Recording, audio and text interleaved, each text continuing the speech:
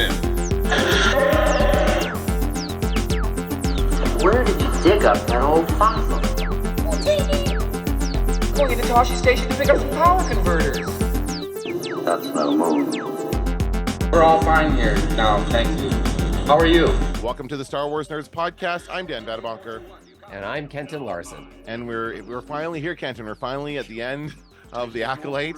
Episode 8 has dropped on Disney Plus. I had to watch it twice because I was so confused.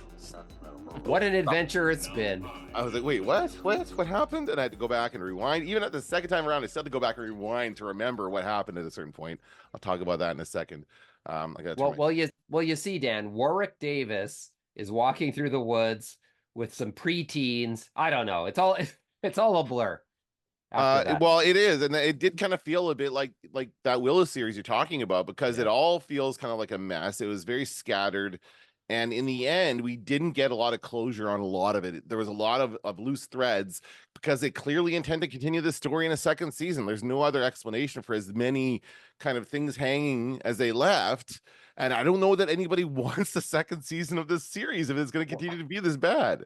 Well, Dan, it's so funny because I mentioned on a previous podcast how, I watched some YouTube reactions to the episodes, and what's heartening and disheartening at the same time is the number of just very nice YouTubers out there who really do love this show and who really are impacted emotionally by it, and who saw things in this episode that made them happy and that filled them with joy. And so I watched some of those reactions, and I think, is my heart cold and dead at this point? Not at all. I'm having the same reaction as you. Yeah. I don't feel anything. No, even as neither. the characters are breaking down on screen, bawling. I'm like, what is happening here? I'm as cold as ice during this. We're getting ahead of ourselves. Maybe, okay. Yeah, but maybe you and I are just heartless and cold podcasters. Yeah, we could be. But I saw some grumpy old men who seem to like it too.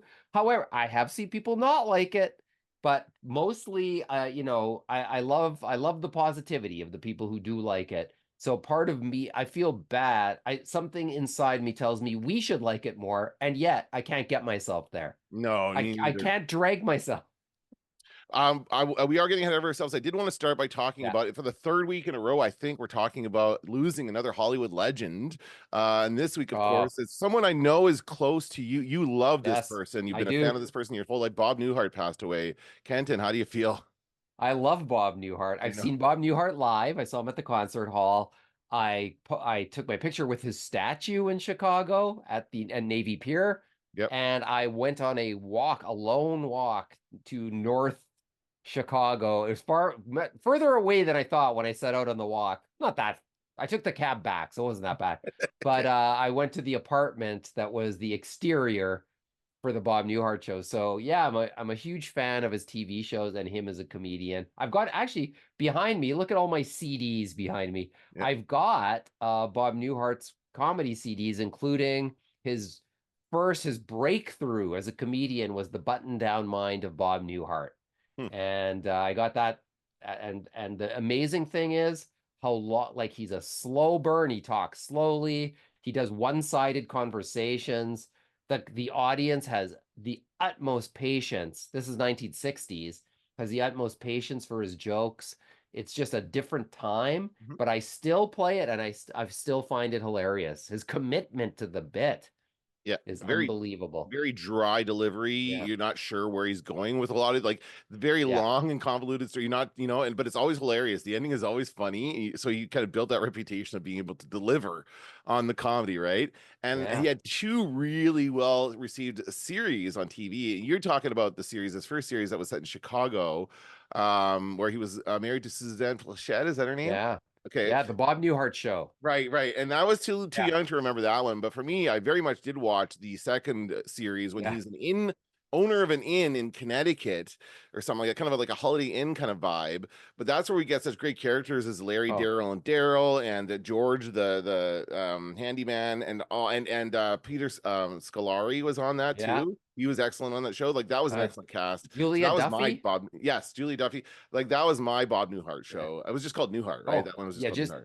That I love that show too, though. I really do love that show. And maybe for the one of the most famous and best series finales of all time, where Bob and this can't be a spoiler. No, go ahead. 50 years, well, how many years? 40 years after the fact, where in which he wakes up next to Suzanne Plachette, his TV wife from the first series, and comments on what it's like. I had the weirdest dream.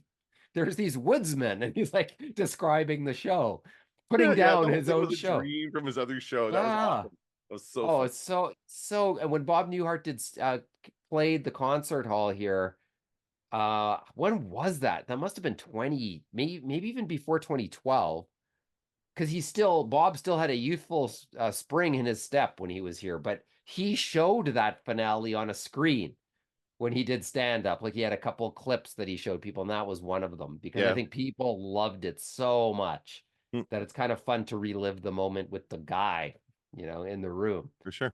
So yeah, that's what a tough one. Bob Yeah. Newhart, the best. I know. Rest in peace. He will be missed. I'll probably try and find that series though on DVD.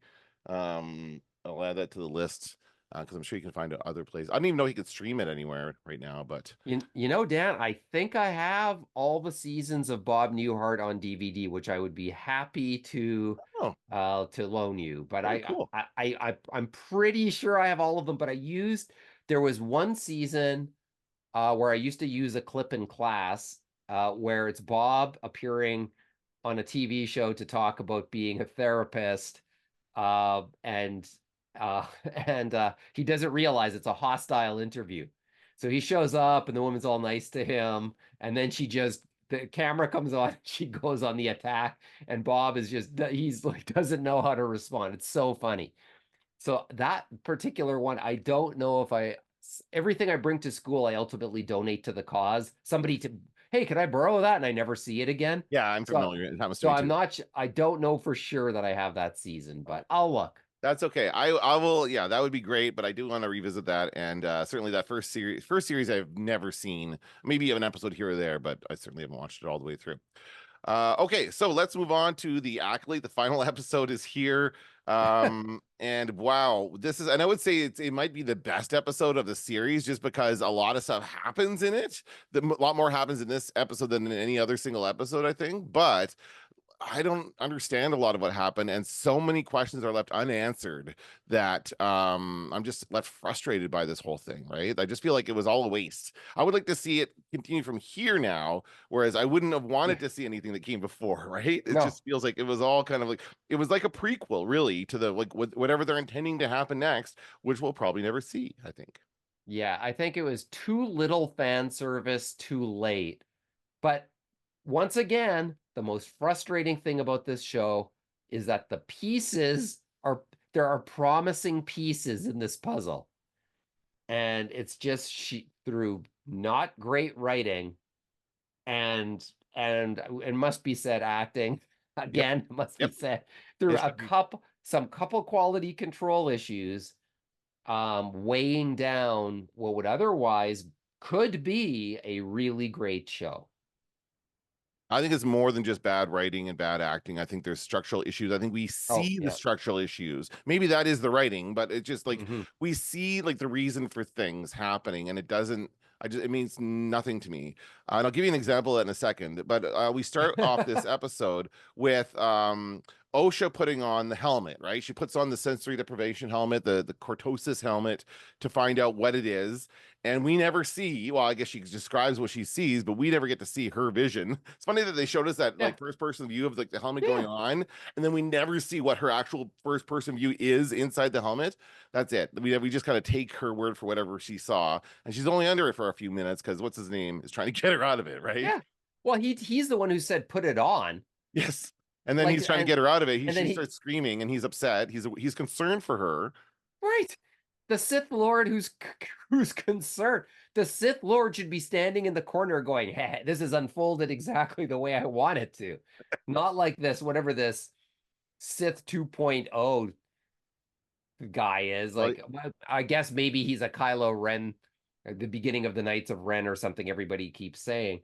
But I just have we ever seen a Sith act as wussily as this guy does in this episode? Yeah, Like no, I don't never. think so. I don't think so. Because I don't. You're right. I don't think he thinks he's a Sith, but maybe he's not, or he's just not acting in a way consistent with what other Sith characters have acted in the past. Right? They're just completely. And there's something stopping him. And so my question was, who keeps him away at that moment where it's like. He can't, something's stopping him force wise, right? And they're very much use that sound effect with the force now. Every single time we hear the force, we know it's being used. And I guess we're meant to believe it's her keeping him away, but I didn't get that impression. I thought there's something else there keeping him from getting the helmet off of her in that moment, right? I'm not sure. Like it's just one of many I don't knows. I Okay. don't know. Well, I I thought don't that know. that was And what that was supposed to be. but I'm with you in terms of why show us the point of view in the prior episode, looking through the eye sockets and listening to the breathing. Why show us that? Like that's a good place to start this episode, and then to show us, and the Sith would probably, whatever it was she saw, and she says she saw something, but we should see what she saw because it's probably from the warped Sith perspective. It's probably all screwed up and all But warped over. ultimately, what she saw did come to pass. Right. So Well, she saw but she had a vision of the future, right? That's what she said, and that's what what's his name says. yeah, Now, his does he have a name? Because throughout this episode, I noticed he's just called the Stranger in all the subtitles. They always call him the Stranger, so I was confused as to what the subtitles were talking about. But you keep calling him a name. come here. Is that his That's how name? he. Well, that's his fake name that he gave Oh, at the beginning at when the he was beginning. pretending not to So be. I assume that his real name was Kamir, and then now he has no name because he's been kicked out of the Jedi. Oh, okay. I don't know. So Kamir is, for lack of a better, like it's like calling him the stranger is like calling Baby Yoda the child.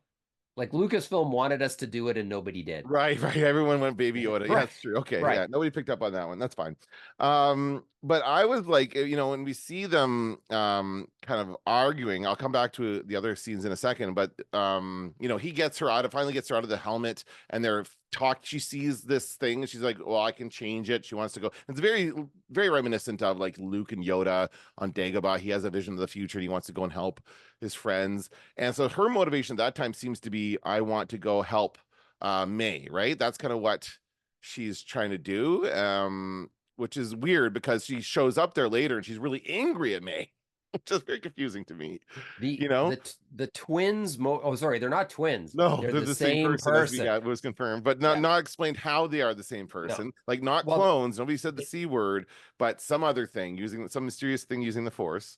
Sorry, go they're ahead. twins because they don't feel the same thing. They don't see what the other one sees. They don't.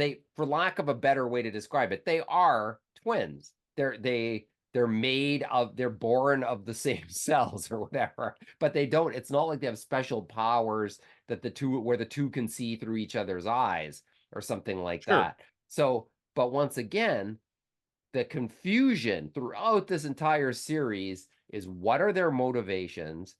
Why are these their motivations? Why do they keep changing their motivations? And how are we as an audience supposed to feel about it? Who Yeah, and knows? I was even saying, and then as they're leaving, they're like as they're leaving, as soon as she wakes up, comes out of the helmet, she seems to be in charge. She's like, no, we're gonna go find them, and we're gonna go back to get them. And then like she's leading the way, and he's following her, and he's Yeah. almost like kind of like becoming submissive to her. And he's like, would you ever? You really need to be trained. Would you ever consider? Like the way she says it is Yeah. so awkward. And she's like, no, I would never. And then she does go back on that by the end of this episode. Like Yeah. even then within this one episode, she goes immediately back on something she says. So maybe that's deliberate. Maybe this wishy-washiness has been deliberate with this character throughout the entire series. And now like she finally makes a decision at the end, and that's the point of it. I don't know. But why wouldn't he, like we've seen him strike down Jedi after Jedi. He killed our favorite characters in this show. Yeah, right? he is a bloodthirsty murderer, and he's clearly in charge in the previous episode where he's leading her down the Sith path.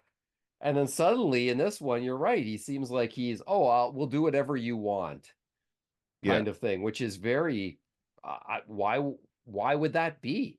Why wouldn't he just say, like in the prior episode, he said, you can get to my ship, you if you want to, or you could just stay here, kind of thing. And if it really is a choice, then she should have, and at that point, her character would have just gone if she was free to do so, I think. But I don't know. I don't get it. I don't know how putting the helmet on changed her motivations. No.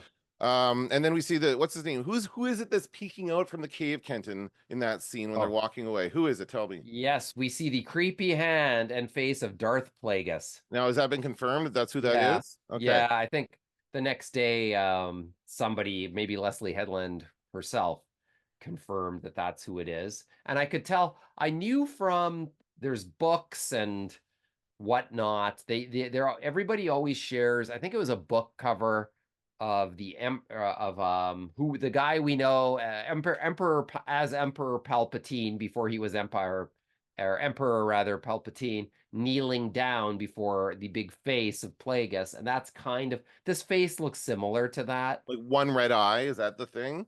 Oh, did he have a red eye? I didn't notice that. I saw one red eye and yeah, creepy hands, and that's pretty much it. Yeah. So what I take from that is that he's been the one directing the stranger to back off. That's kind of what I took from that. Is that he was the one keeping him from accessing, like saying from keeping the helmet, taking the helmet off of her until she could see her vision.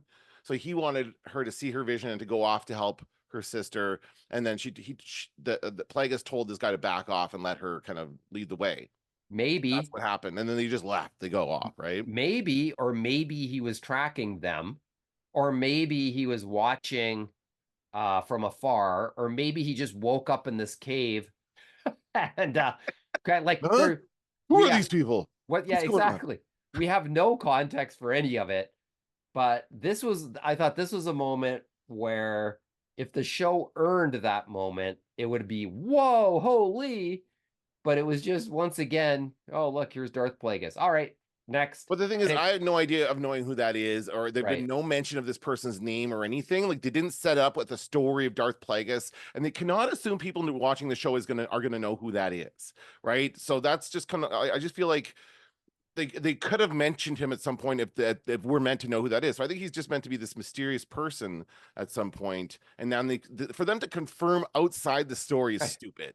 It's fucking stupid, right? They need to tell us in the story that this is who this is. So it means nothing to me otherwise. It's just a mysterious person that's watching them from behind the scenes. But I assume is orchestrating this whole shift in power dynamic that we're seeing here between the two of them.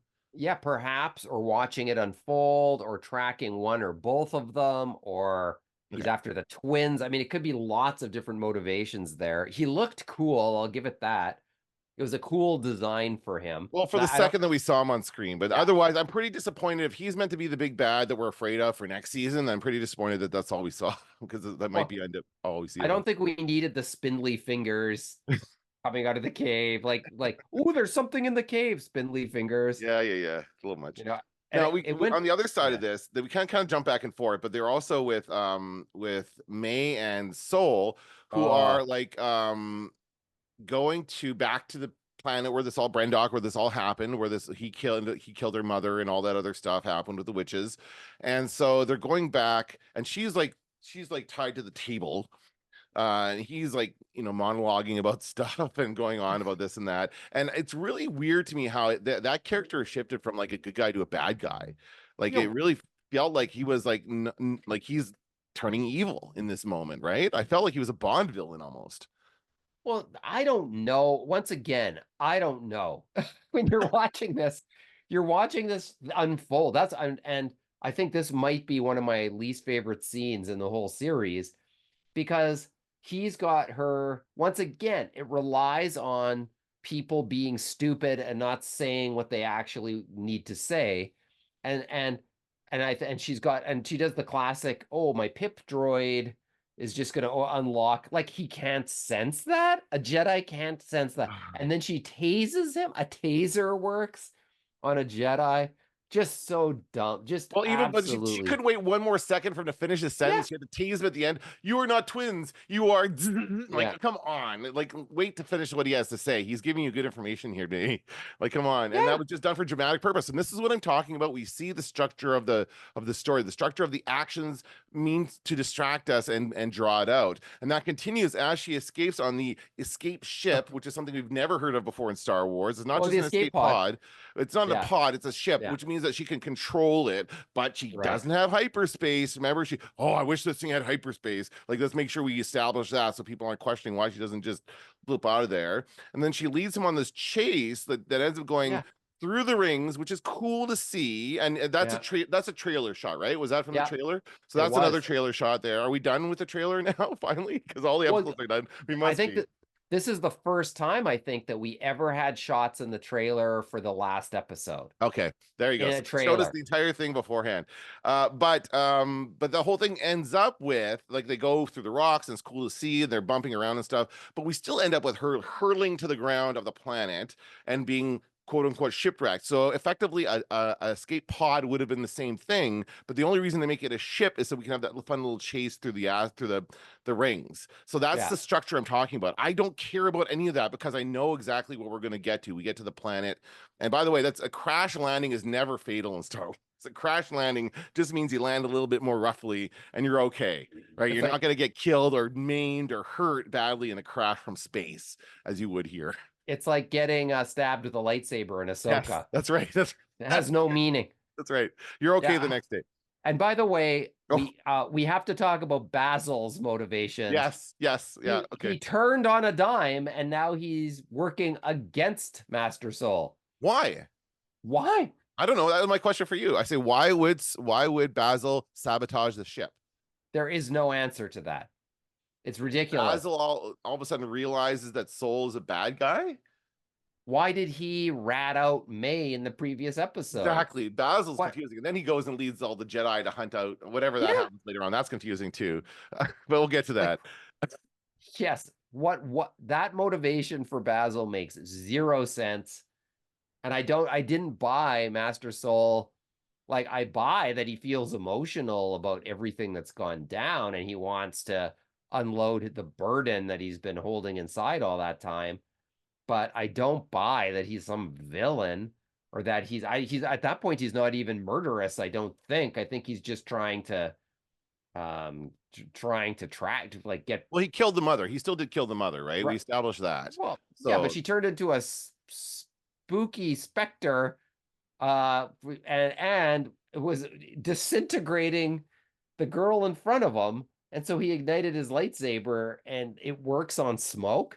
I think we all would have been surprised. Well, fair in enough. That scenario. I just don't think, I don't buy what this show is trying to sell us, I think. Right. Which is he's a terrible murderer.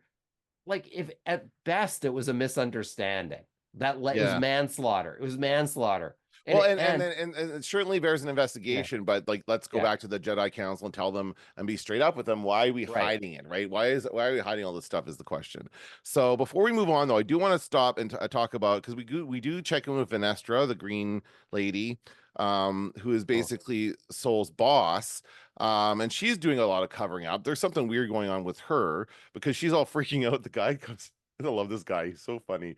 This guy, he's like the assistant. Oh, Venestra, Master Venestra. What's his name? Senator Ravenscart.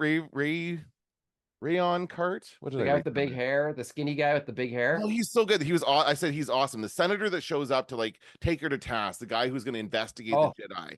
This guy is a great actor. I love him. He's in he's Martian Manhunter in like the DC TV shows, but he's been in other stuff. He's very, very good. And I immediately love this character because he's showing up and he's calling her out on what's going on. Why have you not been telling us about this murder investigation? Multiple victims. Like, he's acting completely, he's like the most realistic character we've had so far in this situation, right? He's acting as he should, as an elected official who's concerned about something going on and he doesn't know. And she completely just stonewalls him, like doesn't even answer his question, just goes, "That's it, bye," and like shoves him out the door. That's just crazy to me.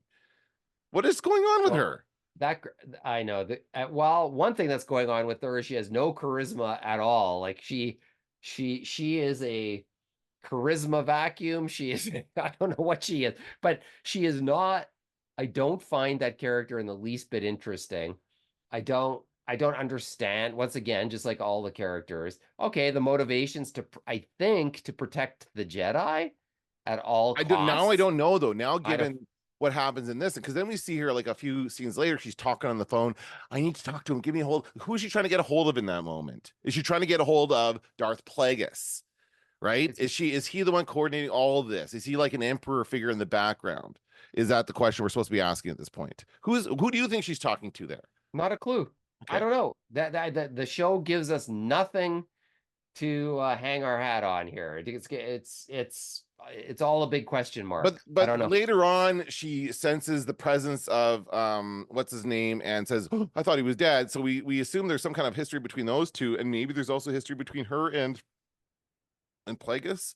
Like you don't seem convinced that Plagueis is the master of the No, stranger. But you're the one who said there was always you were convinced there was yeah, a bigger master in the background, and you were right, but you yeah. don't think they're working together.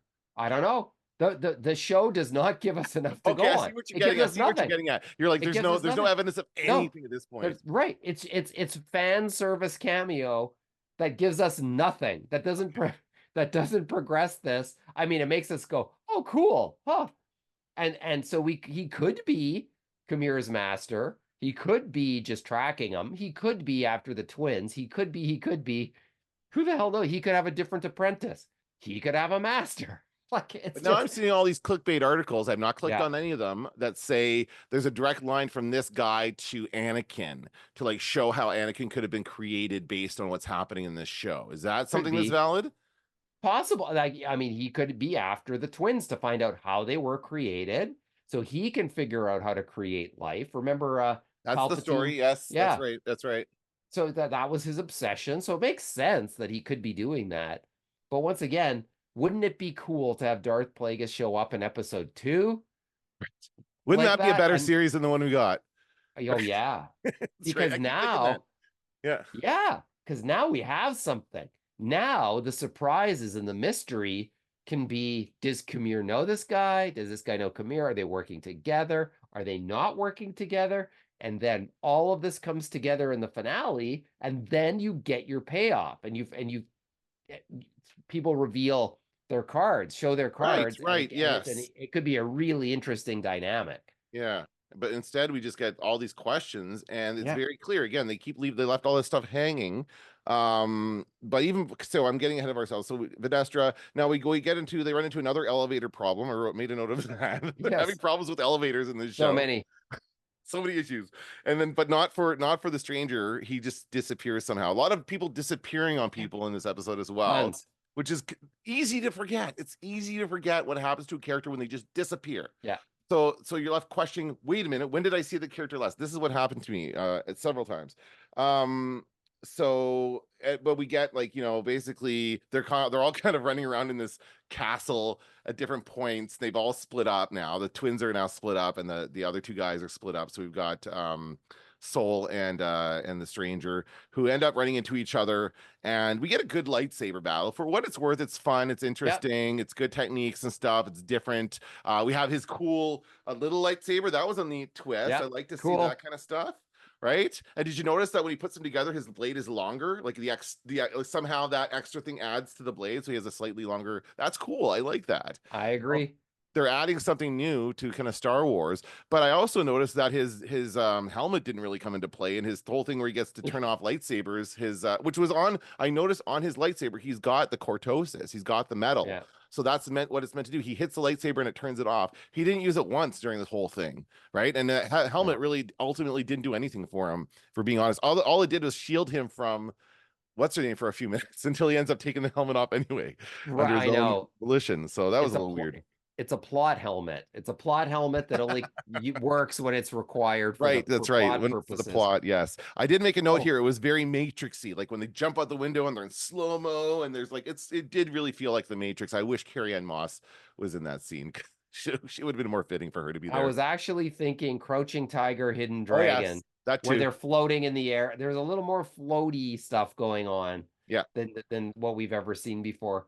But I was, at this moment in time, I was cheering for Master Soul. and he was handing Kamir his ass. He was beating him I didn't know who to handedly. cheer for, to be honest. I was like, I Right. don't know, because Kamir seems to be a good guy sometimes too. So, and they're both like very, very conflicted. So I just was kind of watching it for the sake of watching it, not really and really like either one of them could have won, and I would have been okay, like fine. Like they were pretty evenly matched, and I think that was meant to be the case. So, however that ended, and it didn't end up ending. Again, I'm kind of confused on what's going on, but again, we're cutting back and forth from them, and this is another Star Wars trope that we've seen. We've seen it done much better as well, cutting between different fights, because like you go from like he winds up and slashes down, and then we cut to the twins talking, Oh, and then like they talk for 5 minutes, and then we cut back to and then we're immediately back to the slashes of that other fight, and the pacing of it just seems jarring. But then the twins start fighting, and so then terrible. That was well, terrible fight. but my question is, why are they fighting? Why are the twins fighting? It just like they're having a conversation, and one of them says, "I'm so angry at you." I just start screaming and hitting her, and that's it. There's no real reason for them to be fighting, No. other than that one of them is really, really angry at the other one, and not really listening to the other one, right? Because she's trying to tell her the truth of what happened, and she's just no, no, no, it's all your fault. Soul told me everything, and that dialogue is so awkward in that scene. Like when she says, "Soul tried to tell me that someone like you could do the things that you were capable of, but I couldn't live up to I didn't even know." It was so awkward. That dialogue is like, nobody talks like that. I couldn't live up. I let my negative emotions control me, so I couldn't be a Jedi. And oh my God, it's just awful, right? But once again, what does it even mean? Like, what are the motivations, and why do they keep changing? And So what I think is that she failed at being a Jedi because she had too much negative emotions going through her head from what happened at the castle.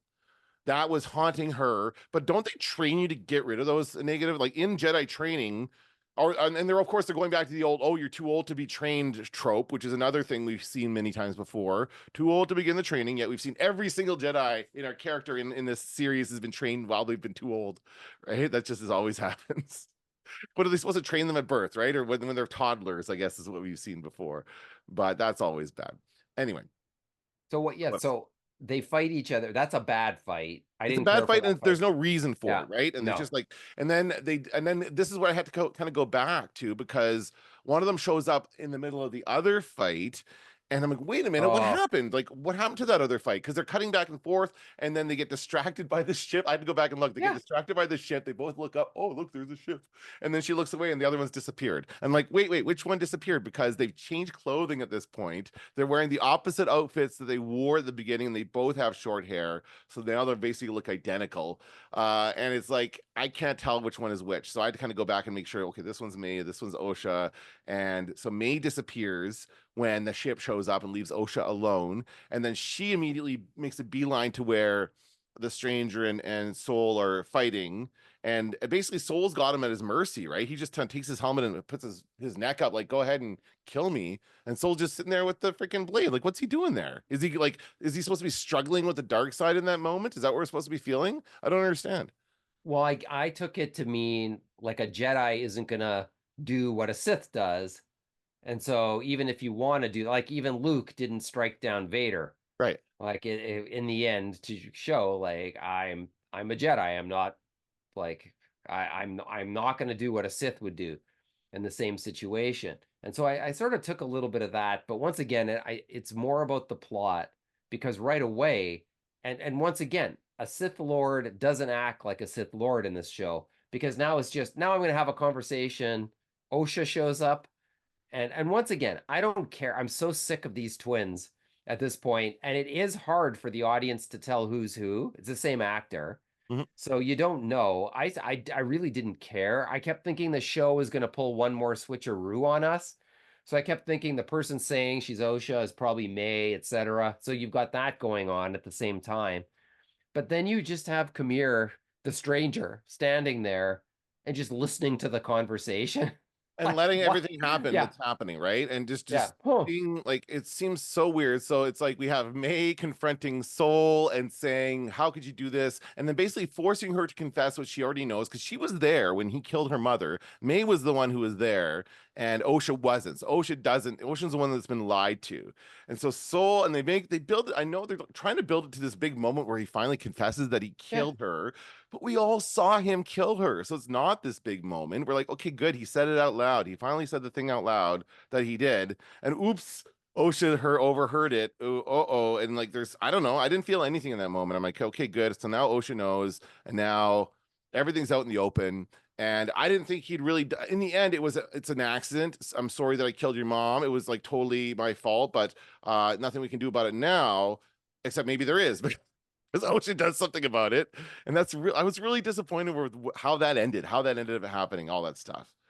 Well, first and once again, Master Soul does not say what he should say in that moment, which is, I came to that planet with noble intentions. You were part of this coven of witches, and I was concerned for your safety. You wanted to become a Jedi, and I wanted that for you as well. And it's one of your mothers didn't want you to do the thing you wanted to do, and I was there to help you to do it. Your mother turned into a smoke specter. I don't know what that is, and I didn't know I could hurt smoke with my lightsaber, but then I found out that I could. Like, and I feel terrible about it. Like, there's nothing, there's no background, and she Yeah, even says to him, um, "Stop your talking. I'm sick of hearing you talk." Well, he's giving you the information yeah. that you need to understand. I'm sick of hearing you give me the information I need. Is like, it's pointless. Yeah. And then it also occurred to me, is the entire point of this show, because at the very beginning they drop, Kamir says to her, could you must learn how to kill a Jedi without a weapon. Right. And so she chokes him to death. And I was like, wow, this whole show is the origin of the Sith choking people to death. That's what the show was. Maybe that's it. And we meant to go, oh, she's doing Yeah. the thing that Darth Vader did in the Yeah. movie. Is that what we're supposed to say in that moment? She invented it, the Force choke. Like, who cares? But it's drawn out so Oh, long, and I don't horrible. feel her like if she's supposed to be filled with rage and filled with the dark side Mhm. as it's happening, which is evidence, like I guess by the she's holding his lightsaber and the crystal turns red in that moment. So we're supposed to see how that Yeah. happens, how all their lightsabers turn red, and then uh so she's like, but there's just drawn out, and he's like, and it's almost like he gives her permission to kill him. He's like, go ahead and do it or Yeah. whatever he says. And it's like, well, what was the point of any of that? If he's okay with dying, like he just wants it to be over because he feels so bad about everything and he wants to be dead, I guess. But it's just like I didn't want her to kill him. I wanted her to like say, okay, never mind, I won't kill you. Let's stay on the good side of the force here, even though I'm flirting with the dark side, and work this out together. And instead she just fucking kills him. Like that's it, and nobody stops her. No, everyone's sitting around here watching, and Kamir or whoever can sit there and Yeah. stop her, and nobody does. They all just Yeah. let her kill him. And I thought, once again, I guess that's her turn to the dark side. I guess, Yes, that but is meant to be the turn to the dark side. shouldn't Kamir be encouraging her? Like, this is the only way you can make things right again, is to kill him. This is the only way you can achieve what you wanted to achieve, and with the force power that We need that in you her wanted. head. We need him Right. talking, and it's just like the Emperor in the throne room, right? He's talking to Right. Darth Vader, and he's trying to convince him, and that's what we do need some more reason for her to do what she does. Yes. Because And she is not like just finding out in the moment that he killed her mom without finding out, and he doesn't even know about the Right. ghost stuff, right? You're like you said, he Right. should explain the whole thing. She doesn't know that the ghost, she turned into a ghost. No, da, da, da, da. She doesn't know any of the circumstances around. All she has is him confessing to actually killing her, and that's it. And that's enough for her to choke him to death. And I don't believe that for a second, that should be enough. She shouldn't. How does Kamir even know about any of that stuff? I don't know. Like, he wasn't there. No, I know, but then we do get to see what happened to May and how she got out of that situation. Whoa. Oh boy, what did I love this sequence when they're like, "Follow me. We have to go down Yeah. here." Is this where you went? Yes, this is where I went. Yeah. Did you really do this? Yes, I really did this. I found this tunnel. I crawled through this tunnel. Like it's just so awkward the way they talk their way through that whole situation. Then what did you do? And then they're like, it's just stop it. I hated all of that. I wanted, and so yes, we find out what happened. She crawled out of a tunnel and she went to wait by the tree. But then we don't know what happened after that because we don't know. We don't see what's his name come and meet her or pick her up or anything. We just said she sat by the tree and waited and nobody came. What? Just makes no sense to me. It makes no sense. I thought also Osha should have some level of regret after killing Soul, but she had none, and it was more like, oh, good, now things are the way they're supposed to be. Isn't killing somebody with intent, which she has just done, worse than somebody accidentally killing somebody? Like, Which is what he you did. have Yeah. committed a worse crime than what he did. So if Soul has any family members out there in the galaxy, they should, if this is the rule we're living by, then they should come and kill you Yes. because you killed their family member. Like, it's weird. It's I don't know. Like, what really, like, with Anakin, you're like, oh my God, like, so much happened, and he realizes there's no turning back now. Now he's gone too far, and now he's Yeah. stuck. But with Osha, you have no such sense. But also no sense of, like, again, no sense of emotion. I think it's due to the No, acting in no, a good part from those yeah, actors. But when after they get out there, they go to the tree, and then what's his name? I'm gonna keep calling him what's his name because he doesn't seem to have a name. He finds them and says, "Oh, I could find them soaking the Jedi," and so he yeah. convinces them that they have to get rid of them. And I have no idea how she gets to the decision she does to say, "You let my sister go, and I'll be your acolyte." Like, how does that Yeah. work? And Um, he goes along with the deal. and If he, he's like, I might be able yeah, to erase her memory. Like, he doesn't even seem that yeah, sure of it. Like, there's weird that kind of yeah. thing. Like, that was so strange, right? Yeah, but she comes up with some deal that she might not even have to make, which is the other thing, which is, I'm just going to go with my sister here. You go your way, I'll go mine. Catch you on the rebound. And base everything we've seen of him in this episode, he might just go, "Oh, okay." Or he might say, "No, this is what I want," or "I want both of you to come with me." Or why, like, once again, it's a plot device. How is it It's a, better for May yeah, to be left with a no memory of anything since she was a child? And they make a point. I love how, like, the exposition lady makes this yeah, oh point, yeah. recapping the entire thing for us in Yes, case we're not again. sure, just to confuse. I'm sure, like, a producer asked for that. Can we please have someone just restate everything so we can be clear about what actually happened here? And so she does that, and then has, like, it's very confusing as to, like, what's actually coming out of this and what's happening with this. She blames everything. She ends up blaming everything on Soul, right? Which is weird. And she says we see him go up to her body, or she goes up to his body and says, "I'm sorry," because she's gonna blame everything Yeah. on him. It's like so weird. It's all so strange and confusing She to me. frames him. Yeah, She she frames him frames for the him. whole thing. So what are her motivations, and how does she know the stranger, right? What's his name? So how does she know him? Is So, the well, other I part think of this. once again, because she recognizes, the second she gets off the ship, she realizes that he's there, and he puts the helmet on, and she's like, okay. And what I was hoping she was gonna do is say, "I whipped your ass with this whip once before, and I'm gonna whoop it again. I'm gonna whip your ass a second time, you little," like, Right. I was like, okay, this is gonna be good. Like, go finish the job, lady. That's where I thought it was going. And I thought, good. Like, let's get some, okay, they took one of ours, let's take one of theirs. Yeah. So, I thought that this will be a very interesting dynamic, but no. And I guess he was her Padawan. That's clearly what those whip marks were on his Yeah. back when we You talked saw him. about that before. Yeah, yeah. Now we forgot to mention the part where the lightsaber changes color and the weird thing Right, that right. happened there. What did you think of all that? I did. I felt nothing as like, okay, all right, like Is that how that you. happens? Didn't happen for Anakin that way. Someone pointed that out. No, it didn't. So I don't know. It's You have to different. earn it. They Back in thought it would be a cool moment, I think. And again, it didn't really Yeah. have the impact they were hoping with me. Well, So once again, it's because these characters have no moral center at all. They just change their minds and everything. So they're as mixed up as characters have ever been. I don't know why they needed to be twins either. well, we never I, really do find out how they are the same person and how that happens. It's yeah. another one of the questions they leave open. We also forgot to talk about, like, the manhunt they do. They try she's like, Oh, go form a perimeter to get there. I yeah. guess she's just trying to get rid of them. Like, Vanestra's doing some sketchy shit. She's trying to get rid of everybody else so she can do whatever she needs to do to make this go away, I guess is what's supposed to happen. So they all go off, and she's like, here's the tracker, but they end up just following Basil. Basil's nose is what them to the place, which Again. is hilarious. So they don't need the tracker, but that whole thing just seemed like it's so weird. And again, we have no idea why Vanessa is doing what she's doing. It's all a mystery.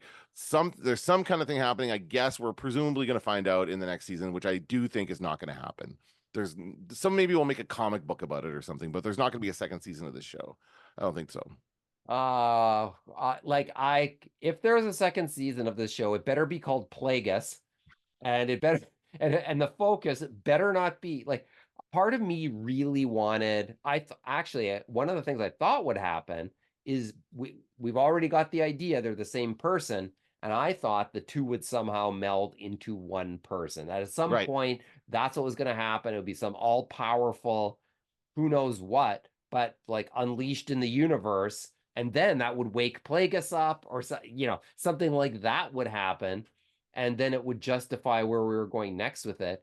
But as it is, we've got these these twins still running around out there. I never want to see another series with them in it unless it starts with Osha getting decapitated by Plagueis and going, now you're my say to the stranger, you're my Padawan now, or something like that. I thought the stranger was going to die. I really thought we were going to lose that guy before the end of the series. So that was the death I was expecting, because then we would have Plagueis as the big bad for the next season. Right. That would make sense. That would make more sense to me. I don't like we end this. I feel like we should have begun at this point. We see that shot of them sitting there, like she's my acolyte now. That should have been like the opening shot of the series. Yes. If the series is called The Acolyte, let's start there and then see what happens when she starts to become an acolyte. We spend all this time learning how she becomes the acolyte, but in the end, it really doesn't mean anything.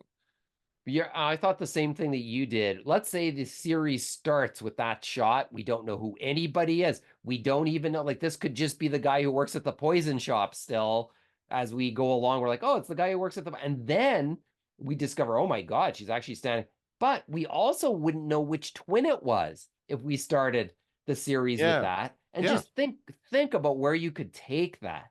That would be so much more interesting than whatever this was. It just wasn't interesting. It was a long trailer for what I hope will be a better show. Well, you do think there's going to get a second season? I sure hope there isn't. I don't want a second season of The Acolyte.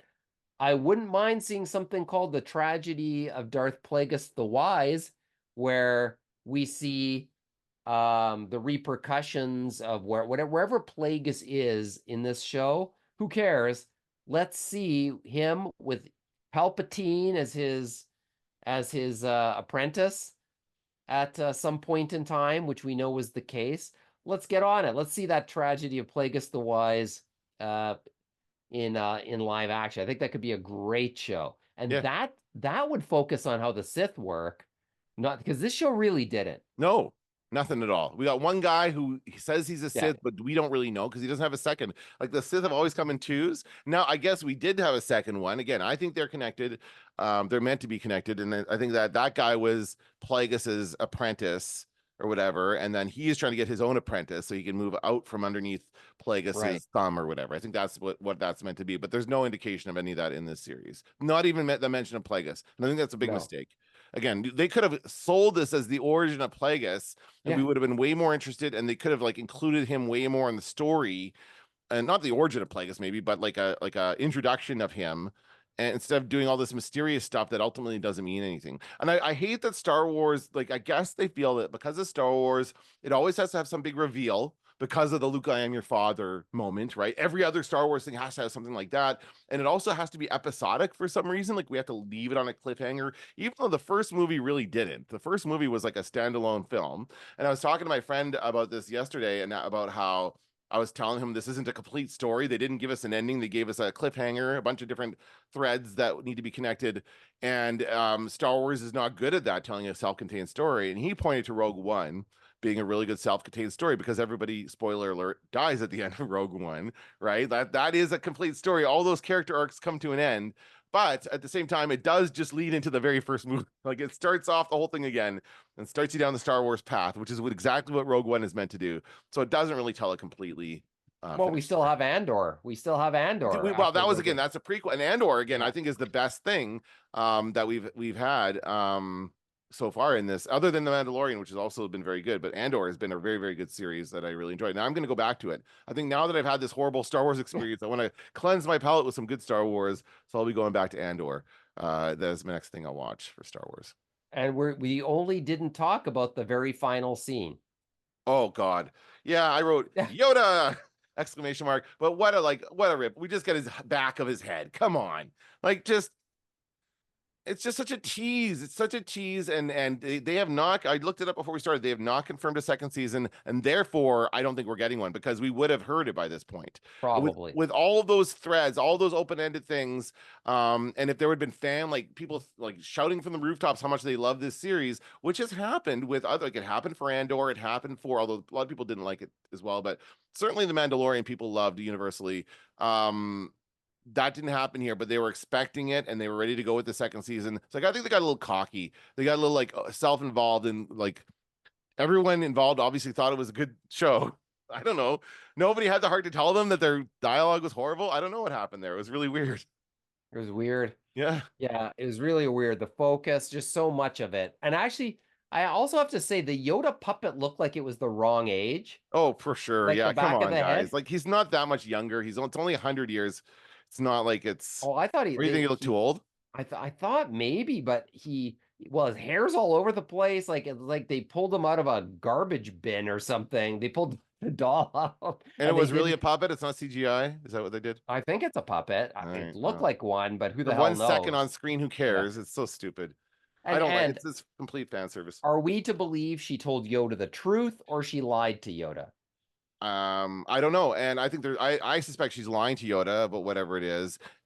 Or maybe we're meant to believe that Yoda's the person she's trying to get a hold of earlier in the episode when she's like, I need to talk to him. Maybe she's trying to talk to Yoda. Maybe that's who it is. And then she probably gets to talk to him at the end. But what is she telling him about? We can't believe that Yoda wants No. anybody like he is non-corruptible, right? Yoda cannot be evil. She's not in like on anything. she seems like she's sketchy and shady and corruptible, and she's Yeah. not a good person. But I don't know. I don't know. I feel like she's gonna lie to him about whatever happened. Yeah, and maybe we'll never find out, and that's for the bad. I sort of felt bad that they brought such a great character into sort of a substandard Star Wars. Like I was kind of, and I saw a headline that I did not read the article saying we had to fight to get Yoda into our show. I was like, yeah, I'll bet you did. I'll bet you did because I think I would have been very protective of that character too. Frank Oz is nowhere to be found because there was no voice, so it makes me wonder about that. Wow. They have to Uh, recast that at some point, right? well, I get, but it's not as long as he's still around. Is he? Oh, sorry. I thought you were saying he passed away. He's still No, around? no, I'm saying no. Like maybe he decided he wouldn't do this one. Well, I would imagine he'd be pretty expensive, right, to get Frank Oz to do for a series like this. Yeah, I but don't know. this is a $180 million series, they keep saying. And Jesus. I know they said it costs just as much as Dune 2, apparently, which is, Wow. well, I don't know. That does not show up on the screen at all. No, oh no, I know. It's kind of alarming actually. So I guess the next thing we're gonna see for Star Wars is Skeleton Crew. And that's gonna be for kids. So I hope it's good. I hope it's a good one. Because we said we're gonna have a podcast where we do a Star Wars intervention where we talk about like here's what needs to happen. I still think we should do that. Okay, we'll do that next episode. Yeah. We'll talk about that next episode. I have some ideas about what Star Wars could do to sort of get back the In mojo. Now, hey, lots of people like this series, so good. I'm glad lots of people did. But Yeah. I still think, there's no arguing that the writing could have been improved. And even the concept of what each episode had in it, I think could have been improved too. Yeah, I think so too. And I mean, I think that regardless of what you feel about this the series, don't panic. Don't think that Star Wars is going to like fall apart and be awful now because it's always been up and down. It's always been like good and bad. There's always been like the prequels were not. I did not love those prequels, right? And so that's just part of Star Wars. There's going to be ups and downs. It's a roller coaster, and this is just a downward trend. And hopefully, the next thing they come out with, when's the next Mandalorian thing coming out? That'll be good. Like It'll be the movie. So that's built up a brand, and that's going to be exciting going to see it in the theater. I think that's something we haven't had before. So hopefully, that can kind of reinvigorate the Star Wars brand a bit. you know, Winnipeg Comic Con, that's where I went. Holy crap, people love the Mandalorian when they had that Yeah. panel. Yeah. People, that place was packed, Yeah. and Well, it was a people great were, panel. yeah, well, you know, great actors on the panel, but nonetheless, I was still shocked at the degree, the number of people, the passion for the Mandalorian and Grogu. Like people were really excited to be there and to talk about the Mandalorian Yep. specifically. So that I do think and I've heard some folks who don't like the Disney Plus shows, they always go, "Well, I love the original trilogy and the Mandalorian." Like it Okay. always comes up as being kind of like as good as the And original. we're And I not talking think about the other movies, the trilogy, the sequel trilogy, or I the know Solo or Rogue One. that's tough. Like that's a tough one. It's 5 movies, Yeah, right? I More than the original enjoyed trilogy. I enjoyed Solo, and I still enjoy Solo as a fun kind, a little lark sort of thrown in for a little bit of fun. But I didn't, you know, I'm with you. I'm not a huge fan of the prequels, though they have good things in them. And I'm definitely not a fan of the last three movies that make up the last trilogy. I mean, though that might be the weakest I just think that Star that Wars has of the it least all. amount, least staying power. Like I don't hear anybody Yeah. talking about those movies anymore, so I don't think anybody's like nobody cares so much about what happens to Rey and Finn and all those characters right now. Like it's all focused on the Mandalorian and whatever else. It's whatever they choose to focus on, and maybe this was the wrong thing to focus on at this time. I don't know. Well, in theory, I like the idea of the Acolyte. And I like as I said, the real tragedy of this show is that there are lots of interesting ideas that are buried in there that could have been a much better show. And I don't know. I don't know why it isn't a better show. Yeah, it seems like Yeah. it should have been, but it isn't. And I think that you have to take the good, take the bad. What's the thing? The facts of life. How does that go? You take the Fine. good, take the bad. The world don't move to the beat of just one drum. What might be right for you might not be right for some. There we What go. theme song is that? Different Do you know that? strokes, Oh, different good. strokes, Good for baby. you. We should have that. That'd be a fun game. All you have to do is say the words to Oh, me and see if I can get the song. That'd be fun. we should do that sometime. We'll do it Yeah. on Media Nerds. Yeah. That's good media nerds. TV Okay. theme. Oh, that could be good. Yes. And that's good words of wisdom, right? Different strokes to move the world. Right. Different strokes for different folks. So if you love this, God bless you. If you didn't love it, God bless you. But let And us know either way. I'm curious to yeah, know how many people out there actually liked it because I haven't talked to. yeah. I saw one person, a friend of mine on TikTok, was saying that they finally started watching it yesterday, and even the first episode, they're like, "What is this?" And I think we were all asking that question after the first episode, but I told them that it wasn't worth going through it all. What's funny about that is I didn't mind the first two episodes because they're just laying groundwork here. This is gonna be great. Episode 3 is really gonna. And episode 3 is where it just for me took the absolute nosedive. Yeah, I was that's like, true. I don't care. I don't care about these witches. I don't care about these twins.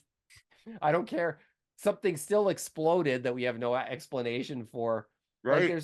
there's don't worry, you're gonna see it again. And so we see it again, and there's still no explanation for that Never stuff. mind that May killed like Kalnaka I and know. Carrie Ann Moss and like Yes. it's just and what's his name kill himself for Yeah. no real reason. I don't think he really needed to kill himself. That kid Torben, like we don't. It's No. so strange, And right? the witches haunted Torben's mind So and Torben, possessed the Wookiee. So why are you blaming the Wookiee for anything? right? And Torben, Yes. Torben is killing himself because Soul killed her mom. Like what did Yes. Torben do wrong in that situation? Right? Like And- he didn't need to be the victim there. Anyway. Yeah, those twins are the murderers Yeah. who need to be avenged, who need to be taken out Well, Soul because- also murdered somebody, so by inadvertent mistake. manslaughter. Right, manslaughter. And let's not forget, she turned into a spooky, creepy mist creature of some kind. And who? It doesn't make any sense. She didn't say, "I'm going to turn into a mist creature now," and just so you know, you shouldn't be afraid. She just did it, and it went woo, like scary. It kind of reminded me of in the Matrix. Again, Matrix, when Yeah. those two guys go into ghost mode and they like Yeah. go through the cars and the chase scene. Yeah. That's kind of what it was. And they could, it's funny because those guys could control their density, right? They could be Yeah.